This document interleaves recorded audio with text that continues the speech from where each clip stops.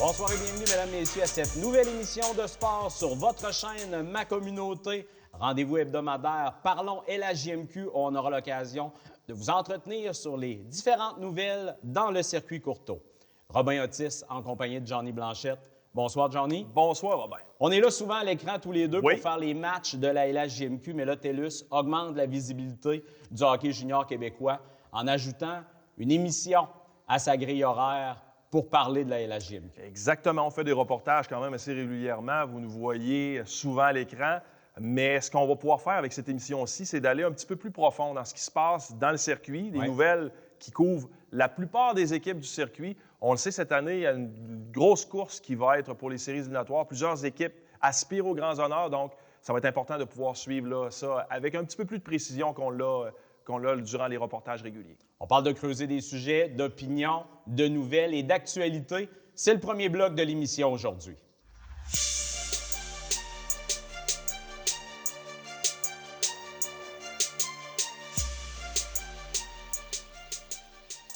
Vous savez qu'on suit particulièrement les activités de l'Océanique de Rimouski. On va y revenir dans un moment, du Drakkar de Bécomo et en parallèle également les Remparts de Québec, la division S qui est en vedette habituellement à la chaîne Ma Communauté.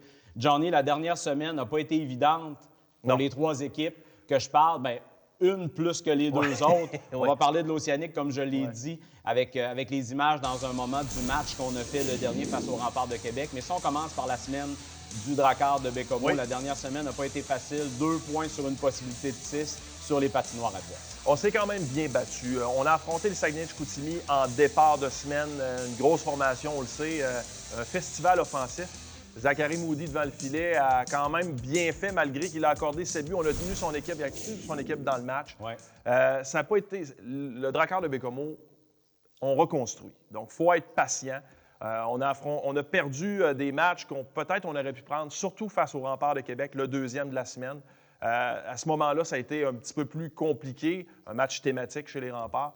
Mais du côté du Drakkar, ce qu'il faut voir, c'est le positif. Le positif, c'est quoi? C'est Gabriel Proulx, qui va très bien par les temps qui courent, marque régulièrement, prend son poste de 20 ans vraiment au sérieux. Ça, c'est une très bonne nouvelle pour le Drakkar. Mauricio Ortiz, Robin, en défensive, extraordinaire aussi. Depuis la période des transactions, lorsqu'on a décidé de le garder, il y avait des rumeurs autour de lui, on a décidé de le garder. Et depuis ce temps-là, roule à fond de train. C'est vraiment le général en défensive du côté du Drakkar de Bécomo. On avait grandement besoin avec le départ de certains joueurs. On s'entend justement le départ de certains joueurs. On parle de Gabriel Fortier, on parle de Xavier Bouchard. Une semaine quand même relativement offensive où le Drakkar aurait espéré récolter des points. Bien, le malheur des uns fait le bonheur des autres. Les Remparts de Québec ont récolté leur seule victoire de la dernière semaine face au Drakkar, tu l'as mentionné, 7-4. Ça a été moins drôle, par contre, pour la troupe de Patrick Roy sur la route, Johnny, à Shawinigan et à Rimouski. Exactement. Shawinigan, c'est un match qu'on n'aurait peut-être pas dû échapper. Un match où c'est une équipe, un rival qui est dans notre portée là, du côté des Remparts. On l'a échappé ce match-là en début de semaine. Le dernier match de la semaine, c'est le match qu'on a présenté sur nos ondes, le Saguenay de Rimouski. Une grosse formation pour qui les Remparts, on a très bien débuté par contre. Les Remparts ont pris les devants rapidement dans le match, 2-0. Par la suite, bien là, le rouleau compresseur s'est activé du côté de Rimouski. On a réussi à le revenir de l'arrière. Mais c'est un bon match, Despatie devant le filet. Bonne rencontre de sa part également. Il y a des points positifs chez les Remparts de Québec. Elle a tenu des jeunes joueurs, Malatesta, Cormier, Rochette. Mais il va falloir être patient, un peu comme le Drakkar de Bécomo. Mais il y a des bons jeunes joueurs dans cette formation. On parle également de Truchon, de Cournoyer en défensive. Ça va être intéressant de suivre ça. Patrick Roy a l'habilité habituellement de trouver des petites perles un peu partout en Europe également. Cette équipe-là va sûrement se renouveler quand même assez rapidement. Parlons de l'Océanique de Rimouski, mais faisons le point également, tu l'as mentionné. On va faire les choses à reculons avec l'Océanique. On va commencer avec le dernier match qu'on vous a présenté sur nos ondes. Vous allez voir les images rouler à l'écran. Victoire de 4-2. L'Océanique a accordé les 2 premiers buts de journée. Par la suite, on a mis la pédale au plancher. On a marqué 4 buts consécutifs. On a dominé le temps de possession de la rondelle. Cédric Paré a été sensationnel également dans le cercle des mises en jeu. Performance convaincante. Il n'y a pas juste des bonnes nouvelles qui ressortent de ce match-là. On en parlera dans un moment puisque mardi matin, la LHJMQ a annoncé une suspension de 3 matchs à Alexis Lafrenière pour une mise en échec à la tête en zone neutre lors de cette partie-là sur le vétéran Thomas Caron des Remparts. Mais dans l'ensemble, c'est une semaine convaincante. L'Océanique a remporté 3 matchs sur 3, et notamment celui de vendredi contre les Saguenayens.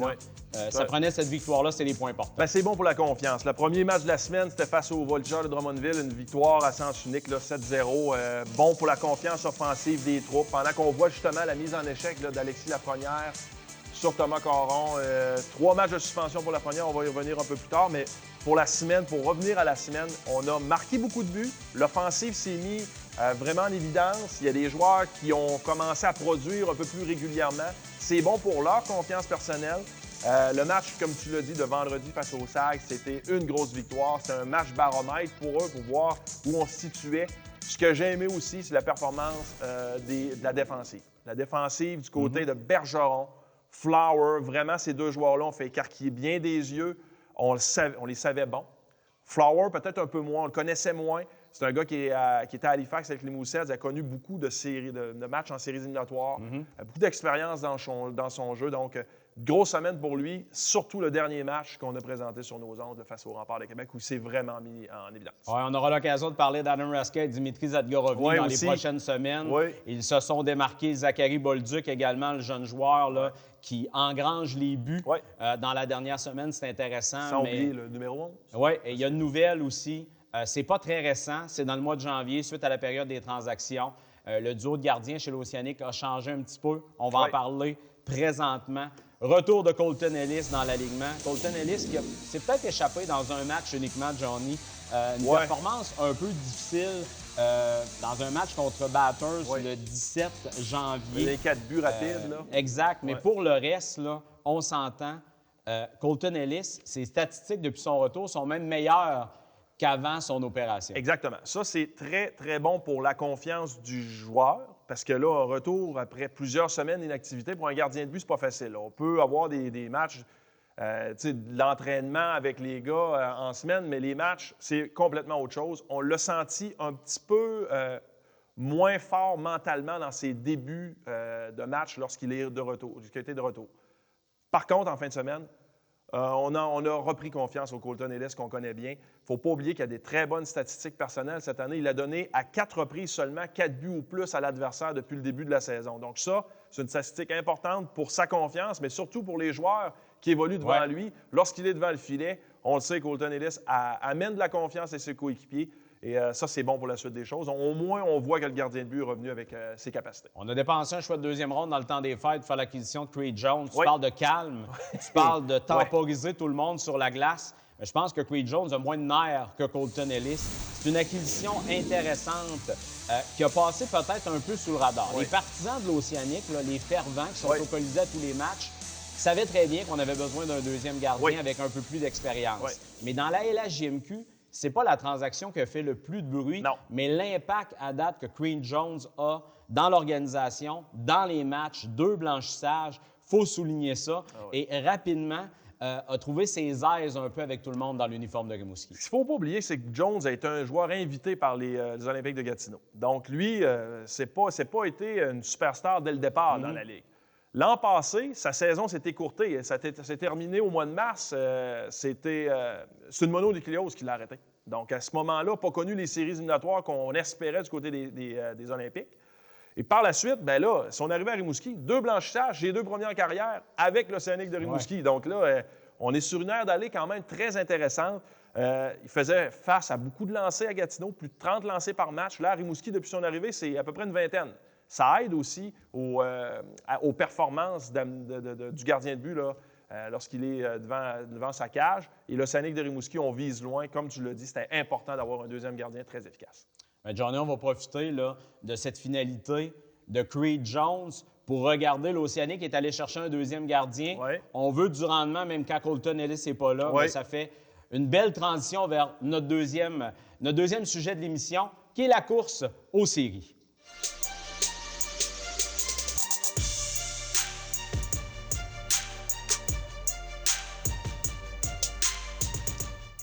La course aux séries, la course au premier rang, comme on a vu à l'écran, c'est important d'ici la fin de la campagne. On ne veut pas mettre tous les œufs dans le même panier pour les différentes équipes qui ont fait des acquisitions importantes dans le temps des fêtes.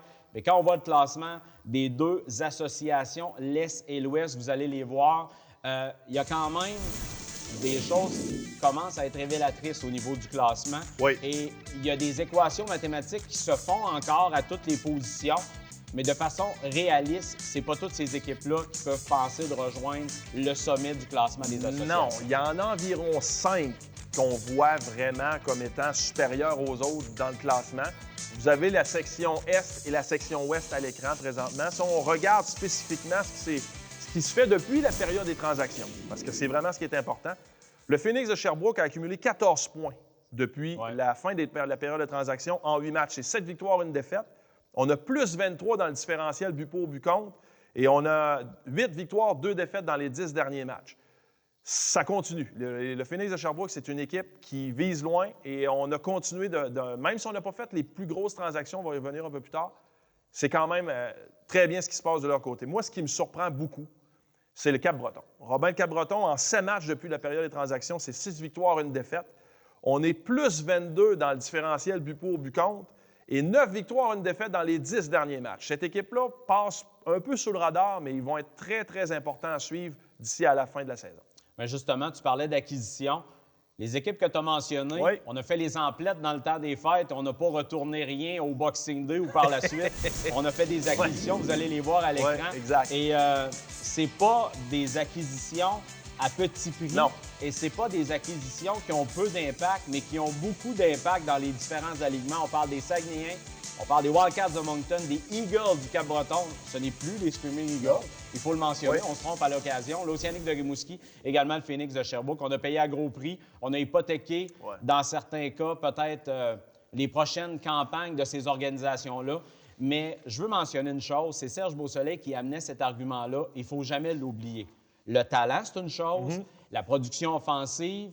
Arrêter l'autre formation en défensive. Donc, il y a différentes acquisitions, mais les matchs d'expérience pour les séries. Oui, on veut bien performer dans les derniers mois de la saison, mais qu'est-ce que ces joueurs-là ont comme expérience à amener aux autres? Il y en a plusieurs qui ont fait de grands bouts de chemin dans les dernières saisons et les équipes portent de plus en plus attention à ça. C'est primordial pour eux. C'est un point, je pense, le plus important. Puis si je veux surfer sur la vague que tu viens de me lancer là, mon cher ami, les Saguenay de Chicoutimi, on a fait des acquisitions importantes. Félix Bibeau en est une, c'est un joueur de 20 ans. Lui, l'an passé, Robin, là, il a 29 points dans les séries éliminatoires. Connu la Coupe Memorial avec les Huskies de Rouyn-Noranda. Juste ça, ça amène énormément. Patrick Kite également en défensive. Un peu le même scénario avec les Moussets d'Halifax. Donc, engendré quand même beaucoup de points, beaucoup d'expérience, des matchs sur la ligne, là, en séries éliminatoires, en Coupe Memorial pour lui. Ce qu'on a amené en Mercer, ce qu'on a amené en Lavoie, c'est de la production offensive. On avait besoin un peu d'amener plus d'offensive. On avait un problème en défensive qu'on a corrigé un peu avec Kite et Boudria. Pour ma part, peut-être qu'il manque un petit morceau supplémentaire défensivement parlant, mais les joueurs en place vont peut-être me faire taire. À la fin de la saison, on verra bien. On a également amené Pagliarulo devant le filet chez les Saguenayens pour sécuriser un peu le même optique là, du côté de Rimouski. On a quand même plusieurs équipes à passer en revue. Du côté des Saguenayens, on va devoir faire attention à une chose. Dawson Mercer et Raphaël Lavoie sont assez bons offensivement, vous le savez, mesdames et messieurs, mais -3 et -4 depuis leur arrivée à Chicoutimi. Donc, à forces égales, tu l'as dit, il y a peut-être des petites carences en défensive. On ne devra pas trop tricher d'ici la fin de la campagne et dans les séries et s'habituer à jouer en unité. Je pense que Félix Bibeau et Raphaël Harvey-Pinard ont une bonne idée comment gagner et je pense qu'on saura amener tout ce monde-là dans le sillon. Si on parle des Wildcats de Moncton, on a fait des acquisitions importantes. Il y en a qui surprennent au niveau offensif. Le niveau où on amène cette équipe-là, justement, plus d'1 point par match pour Benoît-Olivier Groux et Gabriel Fortier qui sont des métronomes. On peut avoir confiance en eux dans toutes les situations de jeu. On se posait peut-être la question, est-ce que c'est des ajouts suffisamment offensifs pour ajouter à tout ce qu'on avait déjà à Moncton? Et depuis le début, depuis leur arrivée, ils produisent offensivement. Ce qu'on a fait du côté de Moncton, c'est ajouter des joueurs plus complets, moins à l'optique offensive comme les Saguenay-Chicoutimi. Ce qu'on a fait, c'est qu'avec Groux et Fortier, on les connaît bien, c'est 2 bons gars sur 200 pieds. Donc, on joue très bien défensivement et on est métronome offensivement. On est capable de marquer à tous les matchs. Jaron McIsaac est pour ma part la plus grosse pièce qu'on a ajoutée du côté de Moncton. On avait quand même une défensive aguerrie, bonne, mais peut-être moins aguerrie avec l'arrivée de McIsaac. On arrive avec un 19 ans, probablement le meilleur 19 ans disponible.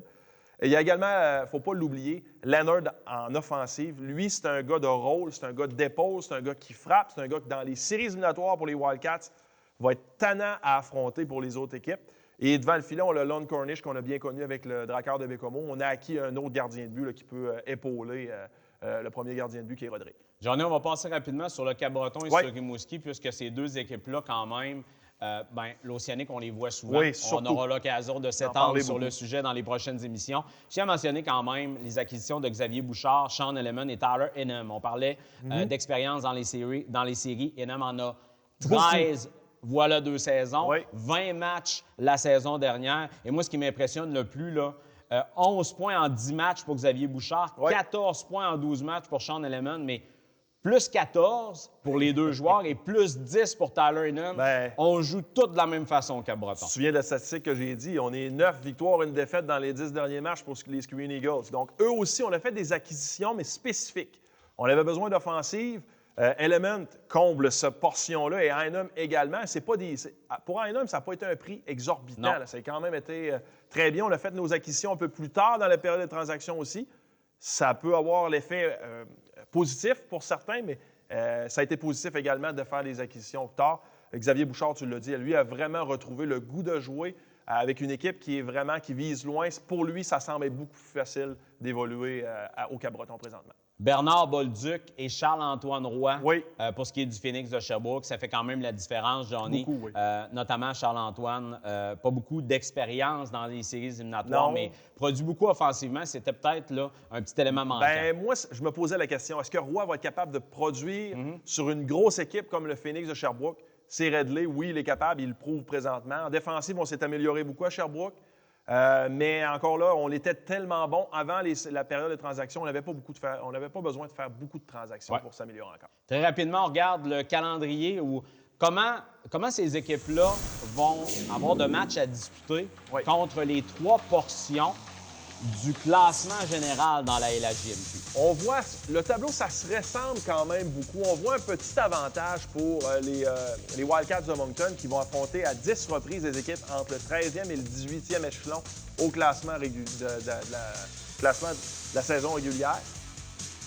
C'est des équipes qui vont avoir à s'affronter quelques fois également. Si on pense aux Wildcats qui vont affronter l'Océanique et la même chose pour le Cap-Breton. C'est des matchs qui vont être baromètres, des matchs importants pour la suite des choses. Mais comme je l'ai dit en début de reportage, c'est une saison qui est, pour ma part, encore plus intéressante à suivre parce que ça va être très serré. Il y a des équipes qui peuvent se battre jusqu'à la fin.